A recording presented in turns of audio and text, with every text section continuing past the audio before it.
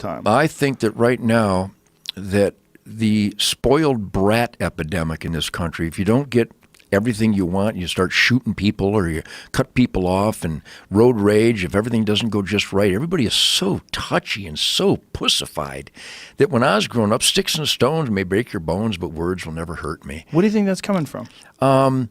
The liberalization of policy and the horrible lie of the welfare dream that people who need a helping hand are always given a helping hand by neighbors and family and friends. And if they have them. Yeah, well, the Catholic Church has $8 trillion just in jewelry. They could probably provide some sandwiches and blankets. So there's plenty of help available. But when you get into a system and you play on the people's emotions that we need a safety net. These poor people are destitute. They need help. Okay, let's create a welfare where we can help these destitute people. Meanwhile, it's infested with scammers and bloodsuckers and liars who are able-bodied, and they just don't want to stop at the help wanted sign. They want some of your income because you're stupid enough to get up early and work really hard, and they don't want to. That's pandemic. So meanwhile, the people who are truly needy, they slip through the cracks. We don't even get to know who they are. And the liberal policy of eliminating the heartbreak and the disrespect of cuckoo's nests, we can't call them mental health centers. We might hurt some feelings. So now what are they doing? They're putting spikes in boards and attacking people walking their dog in L.A. So there's no place for them to go. When I was growing up, there was a place in Detroit called Eloise. It was a nut house. And that's the cuckoo's nest. That's where if you were mentally ill and you needed help, that there was a place for you to go to get you off the streets so you don't attack people with spikes and 2x4s. What are you talking about, the spikes and 2x4s? The guy right here, right down the street here, When 2 did days this ago. happen? Yeah, Really? he attacked some fashion photographer walking his dog and hit him in the head with a 2x4 with a spike and almost killed him. And a citizen... I didn't even hear about this. Oh, yeah, it was awesome. A citizen jumped up in the air and caught this guy with both feet right in the neck and knocked him down, beat the shit out of him. It was awesome. Well, that's nice. So it was a rare occasion of justice. Pro wrestling coming in handy. But yes, but that incident is not rare, where you go to San Francisco and the mental health institution isn't supposed to be the streets.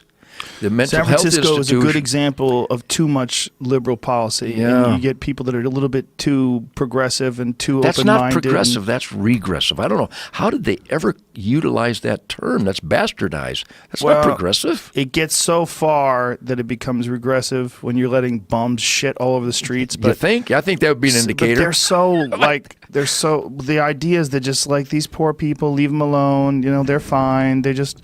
it's okay if they live on the streets, but if you go to San Francisco, they're very aggressive. It's one of the weirder places I've ever been in terms of homeless people, and one of the most quote-unquote progressive places in our country. Yeah. It's one of the most progressive cities. Heartbreaking. Yeah. We need more cuckoo's nests, but even those institutions, the corruption and the abuse of power that runs rampant, Nurse Cratchit, I mean, that wasn't just a fantasy script. That's happens. Yeah. The irresponsibility and pharmaceuticaling everybody. They got a mental problem, and then they increase the mental problem with big farm. Yeah. I mean, I've had personal experiences with that, with dear friends of mine that were having mental problems, and they end up in an institution, and then their mental problems are exasperated by chemical warfare upon them.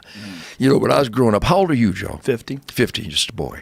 When I was growing up, there was this mantra, this colloquialism, better living through chemistry. Yeah. And in many ways it is. I mean, we saved tens of millions of lives in Africa with DDT by killing the tsetse fly, and we saved tens of millions of people. And then some environmentalists came in, and the DDT is a dangerous chemical, so they stopped it, and we lost tens of millions of people. It's better to kill a bunch of tsetse flies to save human lives than to ban the DDT that allows tsetse flies to flourish and kills people. So now it's gone full circle, and that's where the toxins have accumulated, and the horrific waste that I had texted Anthony just before he died, congratulating him on his hosting that brilliant documentary. If you haven't seen it yet, it's called Waste! What we do to our foods in this country. And the self-inflicted scourge of toxification of our precious environment. So there's not a lot of easy answers, but here it is 28th of June, 2018, and here you and I are at least discussing this stuff to millions of people, I suspect, and I see upgrade taking place. I see upgrade in awareness, not fast enough to make me happy,